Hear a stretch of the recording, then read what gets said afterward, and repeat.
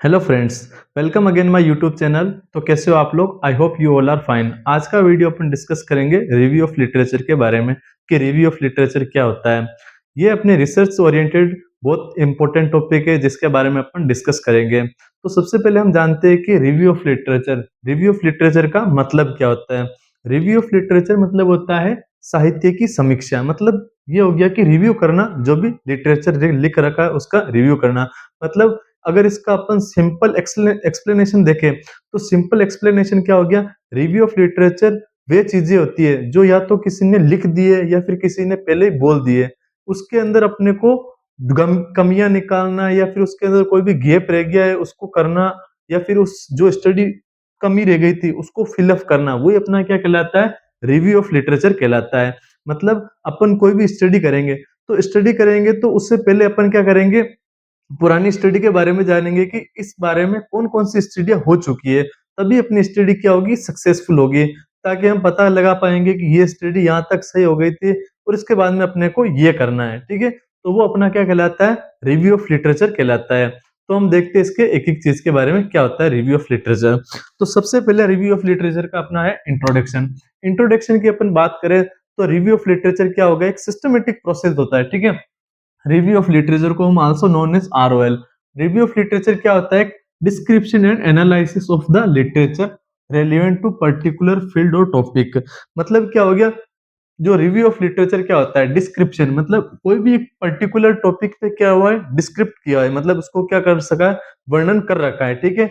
या फिर उसका क्या करना, एनालिसिस करना, किसका, एक लिटरेचर का रिलेटेड, रिलेवेंट मतलब रिलेटेड टू पर्टिकुलर फील्ड और टॉपिक। मतलब फॉर एग्जांपल मैंने एक टॉपिक पर स्टडी करना चाह रहा हूँ, ठीक है? तो स्टडी करना चाह रहा हूँ, सबसे पहले मैं क्या देखूंगा, उस टॉपिक पर पहले क्या क्या रिसर्च हो रखी है, ठीक है? तो उस टॉपिक से रिलेटेड सारी रिसर्च को मैं क्या करूंगा, पढ़ूंगा, ठीक है? फिर उसका क्या निकालूंगा, एनालिसिस निकालूंगा। मतलब ये स्टडी, पहले जो स्टडी थी वो कहाँ कहाँ तक हो रखी थी, मतलब उस स्टडी को सारी को पढ़ूंगा, फिर उसका एनालिसिस करूंगा, फिर उस पे मैं क्या करूंगा, रिसर्च करूंगा।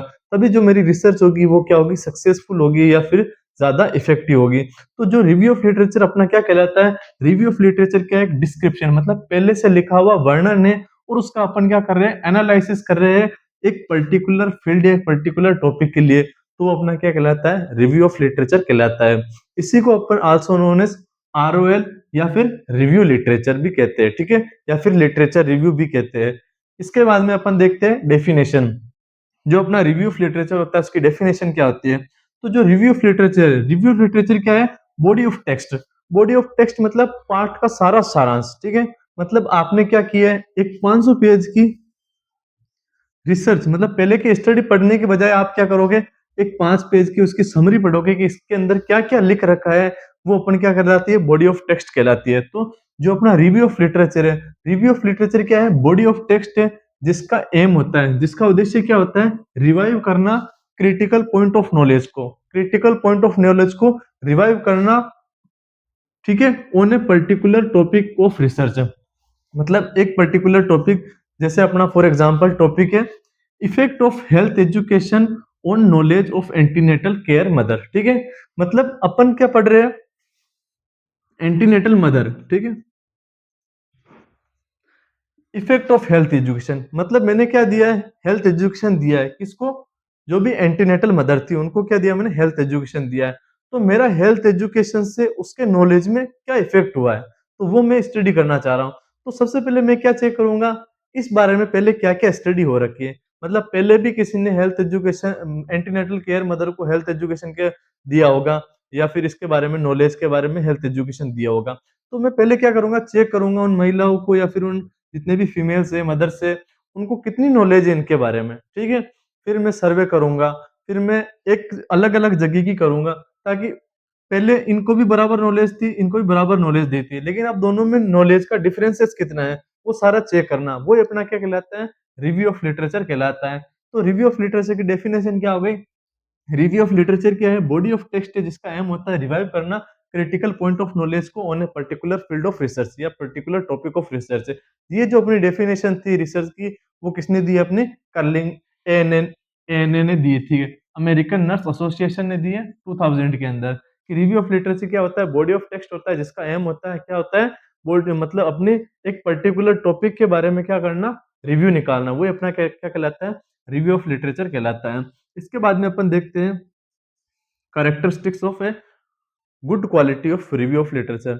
मतलब अपन विशेषताएं देखते हैं कि एक अच्छी क्वालिटी का रिव्यू ऑफ लिटरेचर कब होगा, ठीक है। तो सबसे पहली विशेषता होनी चाहिए, a good review of literature must be comprehensive, ठीक है। कंप्रहेंसिव की बात करें तो कंप्रहेंसिव मतलब क्या होना चाहिए, विस्तृत होना चाहिए, ठीक है, जिसके अंदर सारी चीजें लिख रखी हो, ठीक है। जैसे effect of health education on mother antenatal, ठीक है, एंटीनेटल मदर को हेल्थ एजुकेशन से रिलेटेड कौन कौन सी जानकारी मिली है।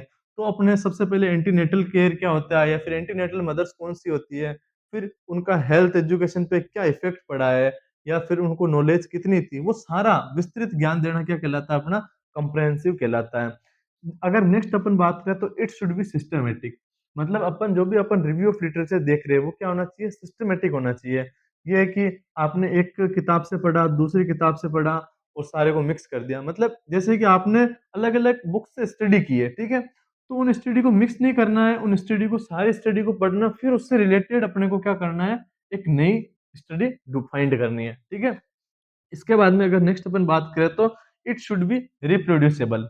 ये क्या होना चाहिए, रिप्रोड्यूसिबल। मतलब जैसे मैंने कोई रिसर्च कर दी है, ठीक है, तो मैंने रिसर्च कर दी है तो मैं ऐसी रिसर्च बनाना चाहिए कि जो क्या कर सकते हैं, नेक्स्ट आदमी अगर कोई दूसरा मेरी रिसर्च को यूज करे तो वो क्या कर सके, रीयूज कर सके, ठीक है। फॉर एग्जाम्पल किसी भी साइंटिस्ट ने एक स्टडी कर चुका है, ठीक है, तो उसने स्टडी में क्या दे दिया है, गैप दे दिया है।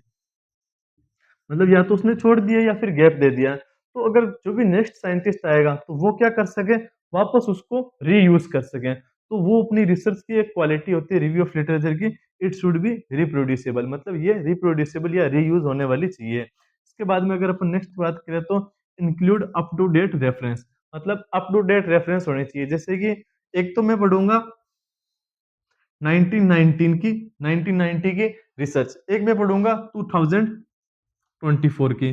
तो मेरे को बेटर कब बेटर बेटर इफेक्टिव या बेटर कब होगी, जब मैं कौन सी वाली, अप टू डेट पढ़ूंगा।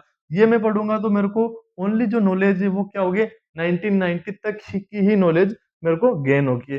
जबकि अगर मैं ये वाली पढ़ूंगा तो ये क्या होगी, जो भी नेक्स्ट ट्रेंड में या फिर जो भी अपने ट्रेंड इशू क्या है उसके बारे में पता लग जाएगा। तो ये क्या होनी चाहिए, अप टू डेट होने चाहिए।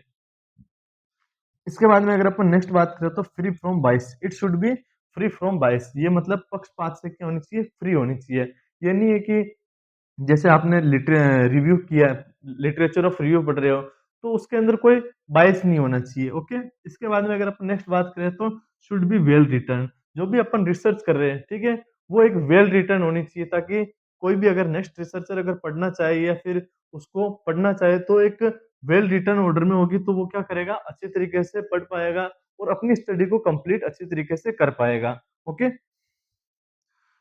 इसके बाद में नेक्स्ट है अपना क्लियरली सर्च एंड सेलेक्टेड। मतलब ऐसी होनी चाहिए जिसको अपन क्या करें, क्लियरली सर्च करें या सेलेक्टेड करें तो वो हो जानी चाहिए। जैसे for example health education, health education का टॉपिक आपको आप पबमेड में लिखो या डब्ल्यूएचओ में लिखो, कहीं भी लिखोगे तो आपको हेल्थ एजुकेशन के रिगार्डिंग सारी चीजें मिल जाएगी, हेल्थ एजुकेशन में क्या क्या होता है, ओके।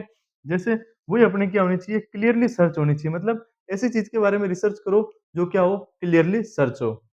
इसके बाद में अगर अपन नेक्स्ट बात करें तो accurate reference should be given. अपने को अपन अगर कोई रिसर्च कर रहे हैं तो अपने को एक्यूरेट रेफरेंस देना चाहिए, ठीक है। फॉर एग्जांपल मैंने कोई क्रिटिकल पॉइंट ऑफ व्यू पढ़ा दिया है, तो क्रिटिकल पढ़ा दिया है तो मेरे को मतलब पेज नंबर या फिर उसके किस बुक से लिया गया है वो सारी चीजें लिखनी चाहिए कि मैंने जैसे कोई ये चीज पढ़ रही है, मैंने अपन क्या पढ़ रहे हैं, effect of health education on knowledge of antenatal mother. तो मैंने ये कहाँ से लिया है, डीसी डट्टा बुक से लिया है, ठीक है।